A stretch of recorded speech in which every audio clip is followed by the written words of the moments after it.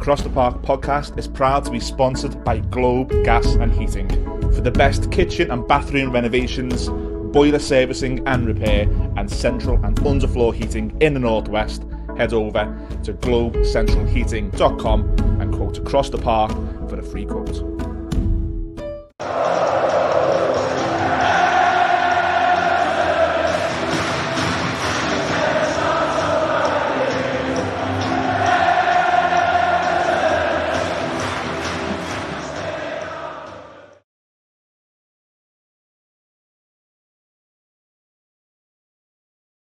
Hello, welcome to this week's episode of Across the Park podcast, episode 2 of 23-24. The housewives will be happy. Look who's back. Judgy, welcome back, lads. How's your summer been? Cheers, mate. Yeah, it was a lot better without the football. Like, Everton are back, ruining my life. It's declined since. Long-time viewers will know Gary's been away on holiday for a few weeks. We had some really good guests in the meantime, but we're back as a duo going forward. We're going to be moaning, going to be crying, going to be sulking all season by the looks of it. We hope you like, share and subscribe on this episode. But thanks as always, you've seen on the intro to our amazing sponsors, Globe Gas and Heating, and also their clothing as well. We can't do this without you recording in the amazing Pod Cafe studios. So thanks to you guys for like, sharing and subscribing, and thanks to our sponsors as always. Judgy, Everton are back, well and truly back. They stood up as only Everton could yesterday. It was Aston Villa 4, Everton 0. We were talking yesterday briefly on WhatsApp with some of the Evertonians. Our initial reaction to it was sort of a lack of fight, lack of energy. Do you think any differently 24 hours on? No, not in general. I think no, the performance itself, yeah, it was epitomised, I think, by the lack of quality on the ball and off the ball. There was some remarkably poor mistakes out of possession, but we were just as bad in possession as well. I think, we carved out a few opportunities, but there was, that lack of cutting edge. Look, football's a simple game when you break it down. It's about your actions in both boxes, isn't it? And there's some really poor actions when we were defending in our box. And it was just there was a lack of conviction and quality in their box, and there was a lot that went on in between that. But putting it simply, that's where we are at the moment as a team. We're not good enough. We're not good enough to be in this league. If you're going to be honest, those 11 players, that type of performance is not good enough for the Premier League, and we deserve to be rock bottom of the league. And hopefully, off the field, we can start to address that in the coming weeks. I know we're going to get onto that, but yeah, it was a reality check, wasn't it? You say football can be simple, and I agree with that. And I also agree with the fact that in both boxes you have to be a lot better than what we were. For me, if you haven't got the quality, which we haven't in both boxes, at least be hard to beat. At least give teams a game. If Everton ran around yesterday and it was just a case of talent, if Everton ran around and give 100%, the problem is, I think 2 games in, and I really hope this is just a blip, but 2 games in, I'm not seeing that. Well, no, you're right, and I think that the naked eye would tell you that. I mean, I haven't seen the running stats for yesterday, and I think they would have dipped as the game went on because we looked like he had less and less energy almost with every minute. But I think at the start we did look like we wanted to run around, and we were trying to do that. We were trying to press them higher up the pitch. I just think there was a lack of cohesion there. When we were going and pressing, we weren't pressing in sufficient numbers to actually win the ball back off them. There wasn't really that certainty if that was the right thing to do. I wouldn't say it was, and I might be way short of the mark here if the actual data tells me that. I don't think there was a lack of running there. I just think there was a lack of belief in what we were trying to do. And I think the second thing for me, and I think this was a naked eye thing, I think the players looked drained. I think they looked really tired, and I'm not giving them excuses here because, at the end of the day, they were poor, as I say, on and off the ball. But I spoke to a few lads who went the game. I wasn't there yesterday. Didn't get back off holiday till fairly late on Saturday. But I spoke to a few who watched the warm-up, and they said they look really jaded and really tired. And I do know a few people who used to work under Sean's eye at Burnley, and they said to me during the summer, look, don't be surprised to see the team come out the blocks a little bit slower than you used to, because his pre-seasons are notoriously tough, and that can lead to players being more tired in the opening games. But, you reap the benefits as the season goes on.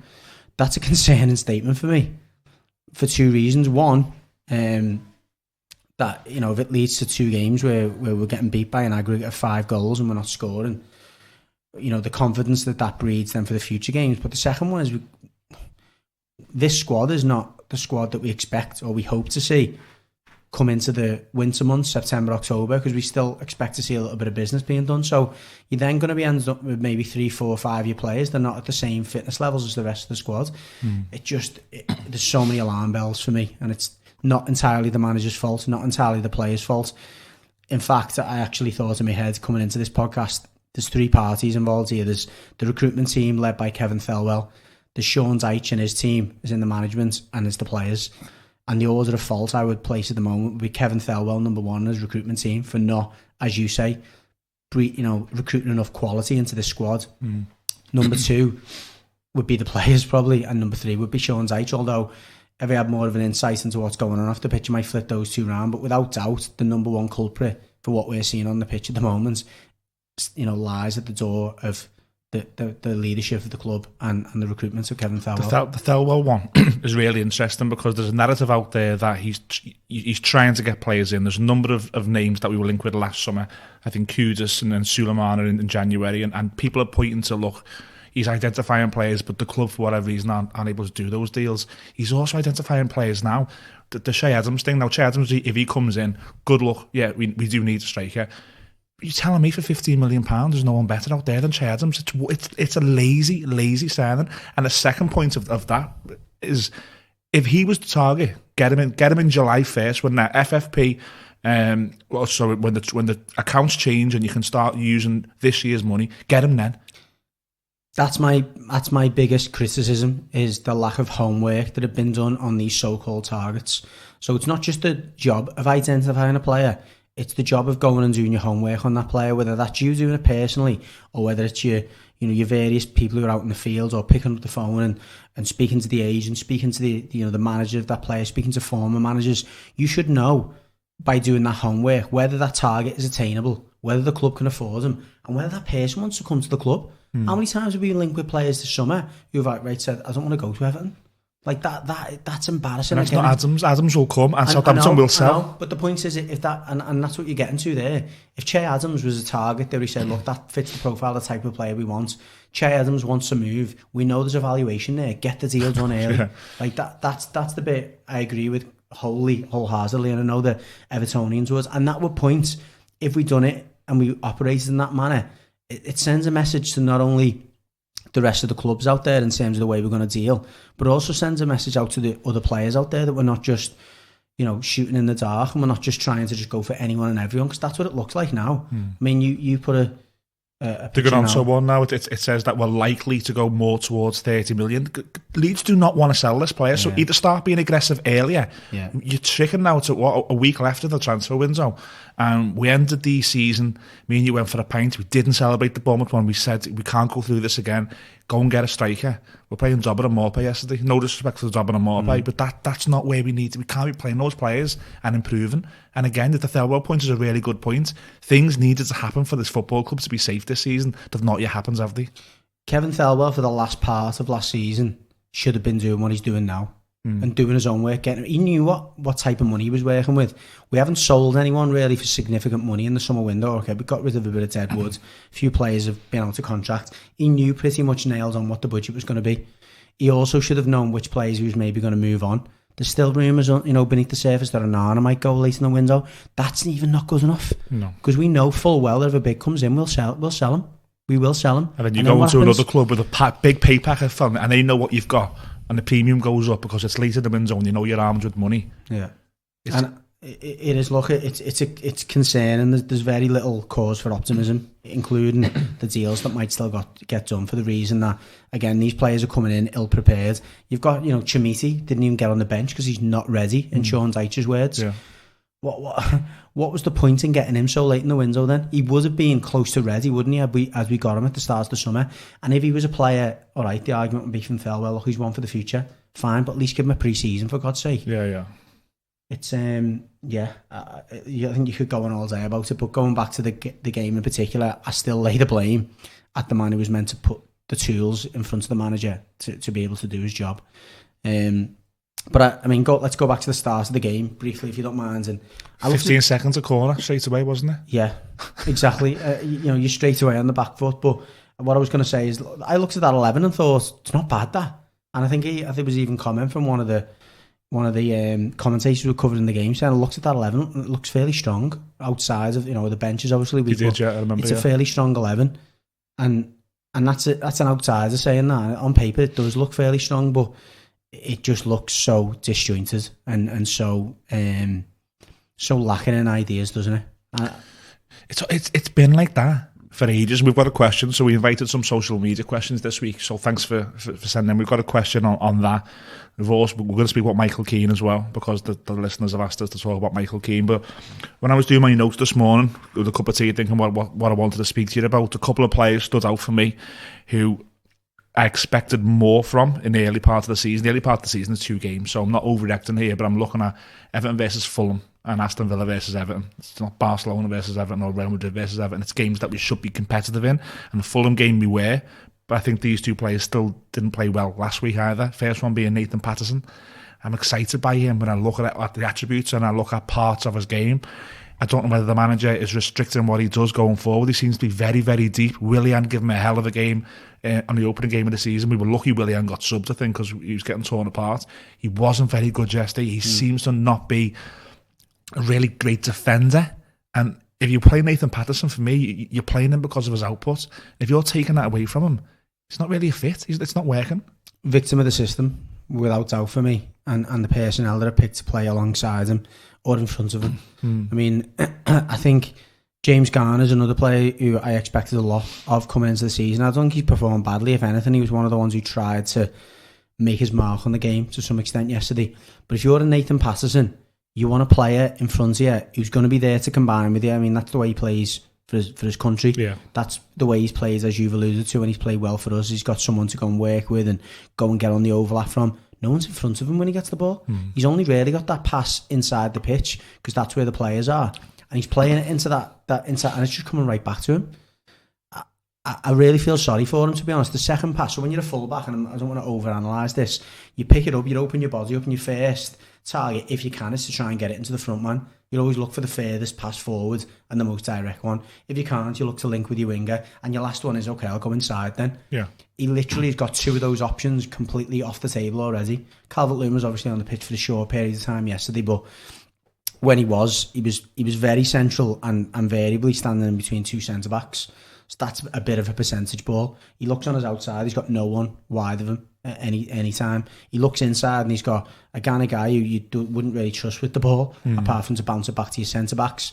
You've got Michael Keane, you don't really trust with the ball. So he's having to go back to Jordan Pickford, or he's having to try and push forward with the ball himself with limited options. So in possession, I feel sorry for him. Out of possession, we're playing so narrow that, again, he's often 2v1 against them, or he's having to cover 30 yards of ground to get out to that player before he even engages with him. At that point, he's already on the back foot.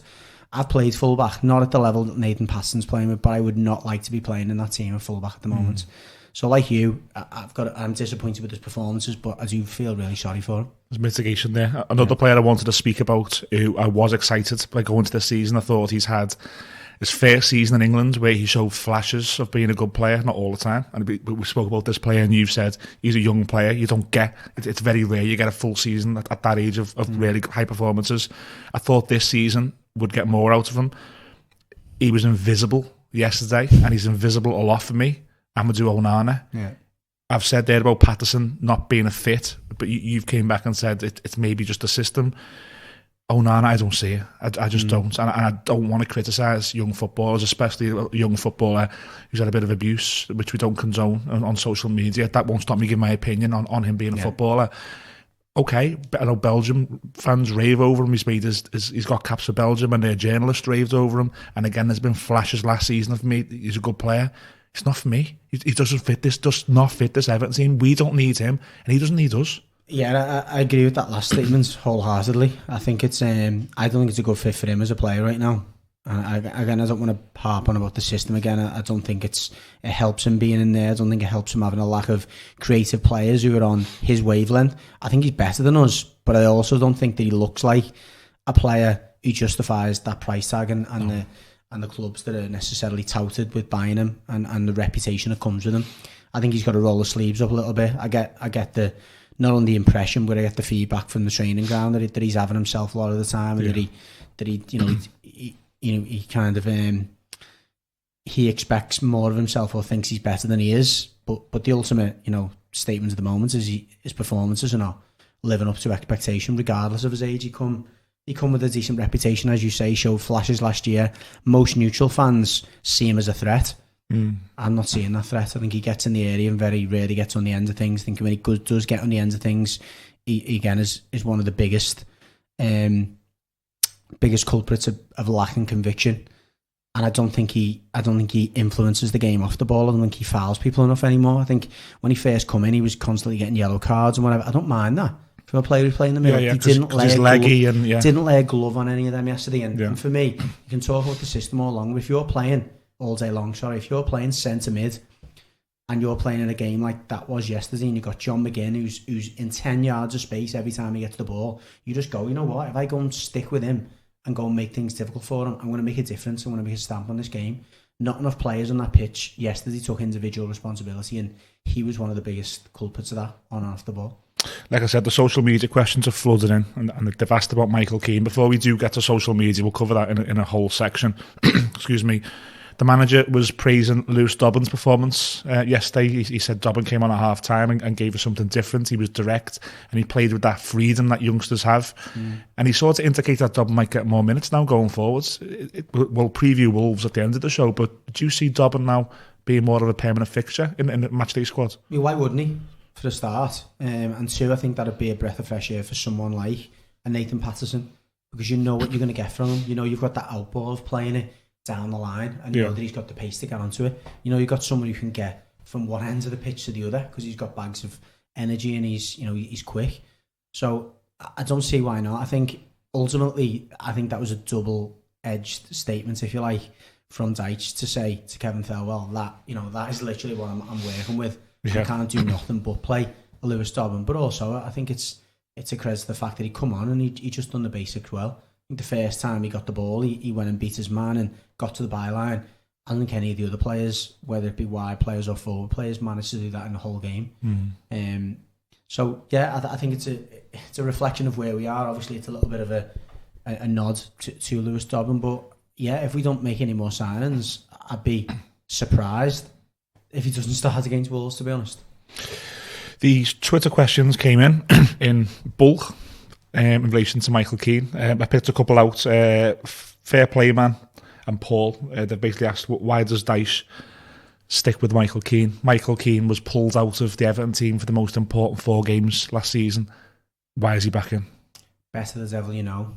It's one of the oldest sayings in life, isn't it? But that is the only thing I can think. Is he knows what he will get and what he won't get from Michael Keane. The problem is, both of those things at the moment are causing a problem. What you will get from Michael Keane is mistakes. What you will get from Michael Keane is indecisiveness. What you will get from Michael Keane is when the chips are down, he literally disintegrates and disappears, and just you can almost see him getting smaller and smaller, and almost inches coming off his height with every minute. And there are 3 things you can't coach out of him. He's naturally going to be like that. Weak mentality. Yeah. He's got a weak mentality. Unfortunately for him, he's playing alongside a player who's the opposite in Tarkowski, and he stands up and is countered. Listen, you get mistakes from him, you get mistakes from any player, but he's honest, he's physical, he's aggressive, and he's decisive. You don't get that from Michael Keane, and that will be the death of Sean Dyche if he persists with it. I've got no doubt about that. We can talk about Kevin Thelwell and whatever, but that is a decision that's completely, under his control. It's to a lesser extent, I liken it to the Benitez and Rondon. Like it was, why are you playing Rondon? Why are you playing Rondon when we've got Dobbin or we've got Sims? It was always, and we're getting to that point now with Dyche where it's like, I was on the show last week with Joe Thomas, and I've been reminded of this today. I said last week on the show, I don't think Michael Keane will be the reason of Everton go down this season. I think he'd be okay, and I've been reminded of that today.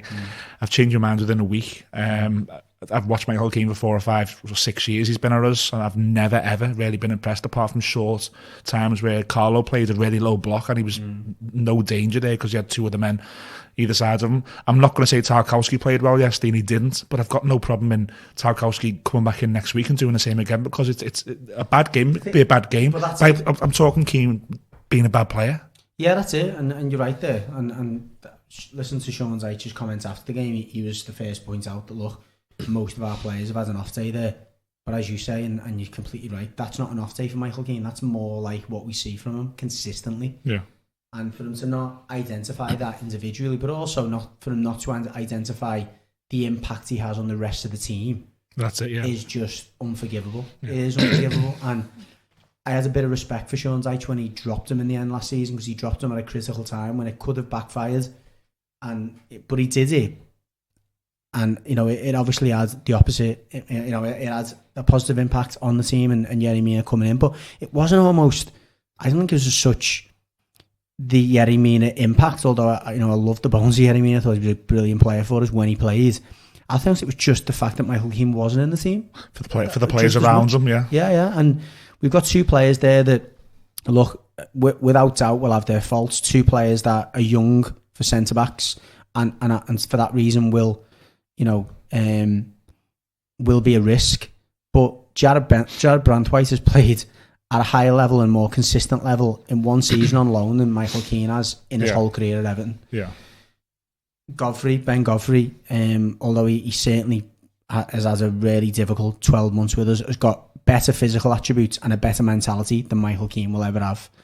And I think both of those players, with their potential, you could see being at Everton for quite a period of time. We're now risking potentially losing one, if not both of them, by keeping Michael Keane in that team. But two, going back to it, I think we're really seriously jeopardising Everton's place in the league if he stays in that team. And the last one for me, and you've got to recognise this as a manager and a person, is that the fans almost, there's a collective groan every time he makes a mistake. And unfortunately, whether that's right or wrong on the fans' behalf, he's got to identify that that's not helping the rest of the players. It's not helping Michael Keane. He's got to take him out to the firing line. There's no two ways about it. And if you're Jared Brandtwhite and you've come back from a successful loan period at PSV, are you not expecting a chance? If you're Jared Brandtwhite, you're on the phone to your agent saying, get me out of here. I'm not getting in One, here. Because, I'm not playing ahead of someone like Michael Keane. But two, I'm now potentially going to come into the team under immense pressure, playing for a team at the bottom of the league.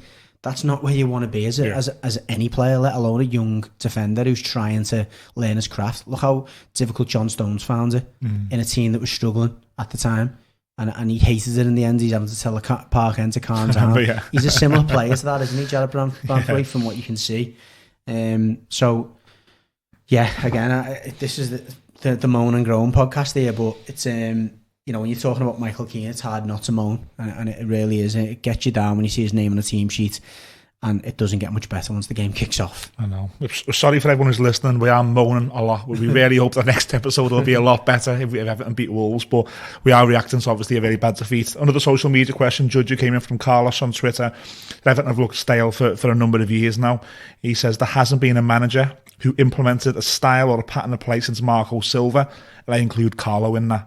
What will it take for a hard reset? Is it relegation?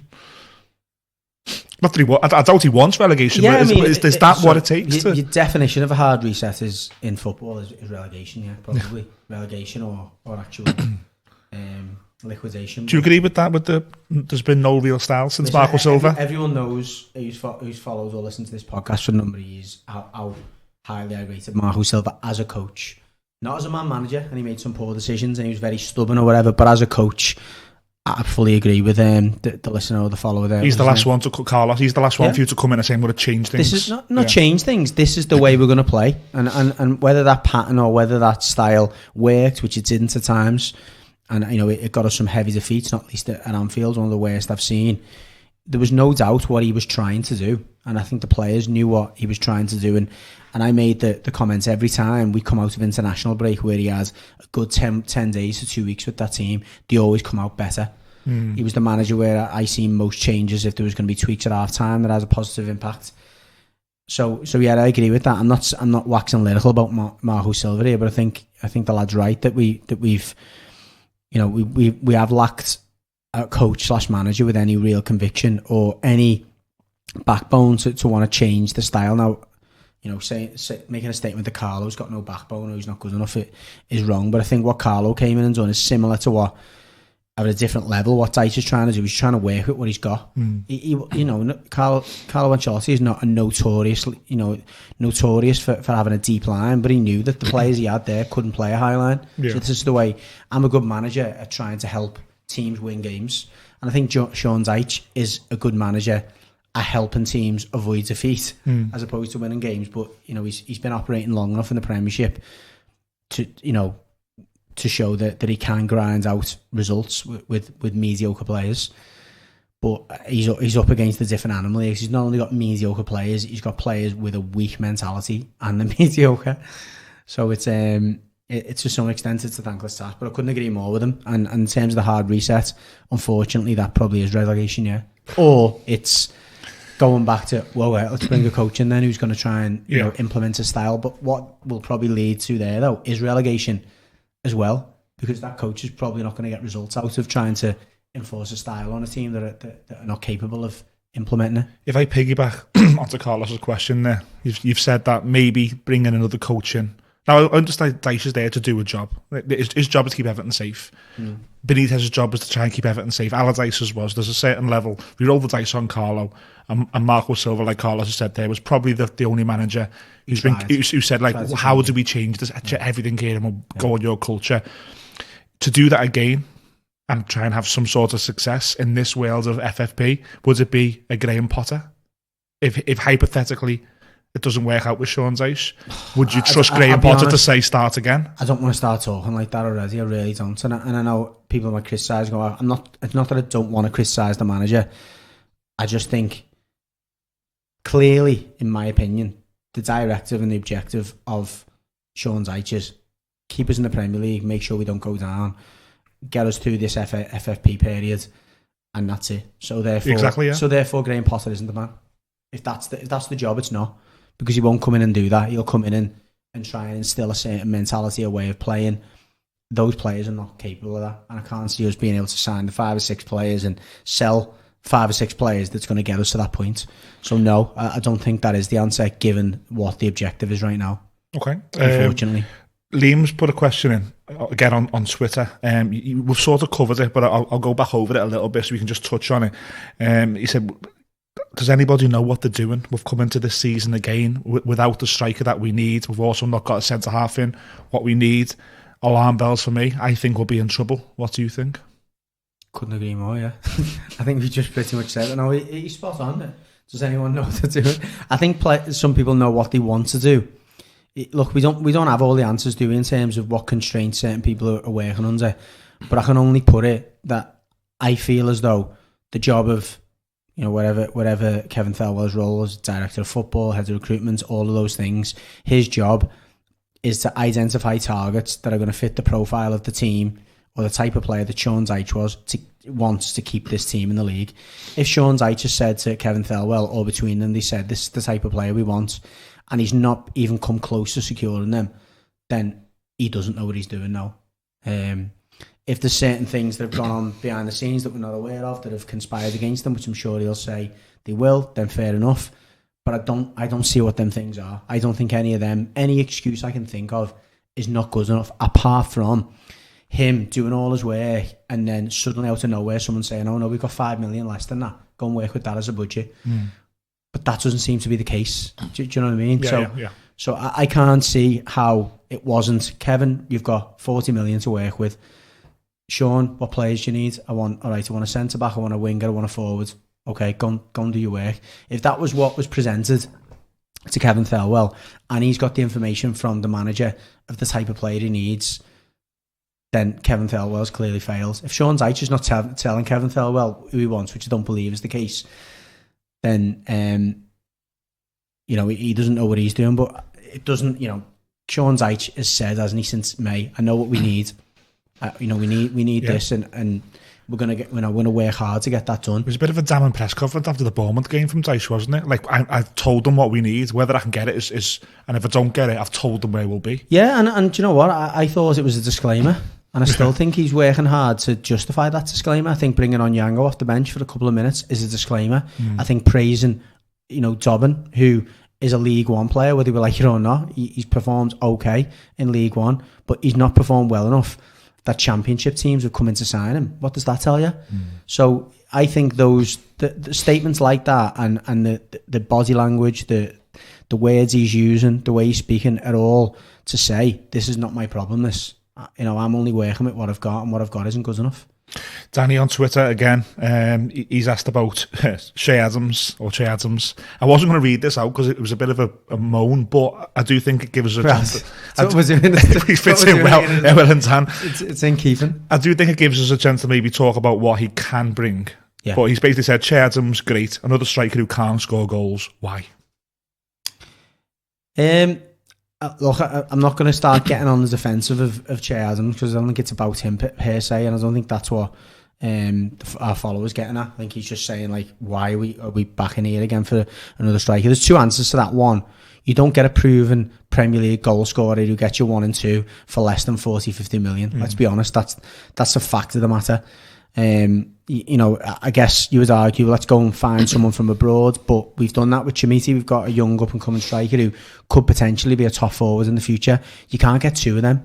I think if he's only got 15 million to spend, and he's got to get he's maybe got 30-40 million to spend, and he's got to get a winger and a forward. Something's got to give there, hasn't it? Whether it's the winger or the forward. If I'm Sean Dyche and Kevin Thelmel, I'm looking at it and going, whether I like it or not, Dominic Calvert-Lewin is a good Premier League striker when he's fit. Chimiti is a half-decent backup. Now, I can't spend me 30 million on another proven Premier League striker and get a bang average winger, because that means we haven't really got any wingers apart from Dwight McNeil. Yeah. So he can only work at what he's got budget-wise. And I think, whether we like it or not, Che Adams is as good as we're going to get for that budget. So 15 million's the budget, then Che Adams, on that definition, is a good signing for me. You watch a lot more football than me. I'd probably assume that you've watched the Southampton games this season. So if we're not going to get a number of goals from Che Adams, what will he bring this Everton team? Look, I think one thing I'll say, and I'm obviously on the record, I was going to say I'll go on the record, but I'm saying it now. If we sign Che Adams, he will without doubt, in my mind, get us 10 goals. Because the reason being is that he's better than Maupay in terms of... and that's not a compliment. One, in terms of scoring goals, but he's got more to his game. He can shoot from outside the area. I mean, I think one of his goals he scored for Southampton was like 40-45 yards out. So he's got more tools in his armoury. He's had to use those tools at Southampton because the service, whether we like it or not, has not been great at times, apart from set plays. He's not a Dominic Calvert-Lewin, because I think he's only 5'9", 5'10". He's only a little bit taller than me. So he's more of a kind of battering ram. But you play the ball, and if you're we've spoke a little bit about Nathan Patterson. You play a ball, at chest height, mid height into Che Adams, he'll make the ball stick or he'll win a free kick because he's tough and he's strong and he's aggressive. You put a ball into the channels, he's faster than most forwards. He'll get onto it, hold the ball up, bring other players into it. Other Everton players score more goals because Che Adams plays for us. I absolutely think that's the case, yeah. Okay. And, his earlier games for Southampton, I think it's fair to say the manager knows he's moving on. He's been using them sparingly. I think he scored 2 off the bench maybe, but he's definitely got a couple. I've watched those games and he looks head and shoulders above what we've got in there at the moment. And that includes a 60-70% fit Dominic Calvert-Lewin. I think he's better than that. So I personally think, look, he's certainly not top of my list. He wouldn't even be in the top 10 if the budget was there. Or top 20, I'll be honest, but it isn't. And for 15 million, I think is as good as we're going to get. Okay, we have one last question from Andy, but I'm going to end the show on it because it takes us into the Wolves game. So that's the end of the social media section. Before we do move on to the Wolves preview, the Everton away end and the Everton family in general the past week have just been, and the Aston Villa fans and Liverpool Football Club as well, and their fans have been unbelievable in relation to the Michael Jones tribute, the big banner in the away ends. I think there was another one as well. I think both clubs have gone down there and laid flowers and shown the respects. And I think it's important to say, as a football fan in this city, when things like that happen, we do come together. And I didn't know Michael. I know people who knew him, and I've seen how they've been affected. There's plans plans this Sunday at 2 p.m. at the Dixie Dean statue to go down and raise blue balloons at the ground, and then the Brick are going to host sandwiches and pints and things and celebrate Michael's life on Sunday. So anyone is local in the city wants to go down, by all means, please do. But I did think it was important just to say the Everton fans, Liverpool fans, and Aston Villa fans have been nothing short of amazing the past week. The question I did want to say, Judgy, from Andy, is going into the Wolves game. He wants to know if the Wolves game has all of a sudden become rather important. I think it's important.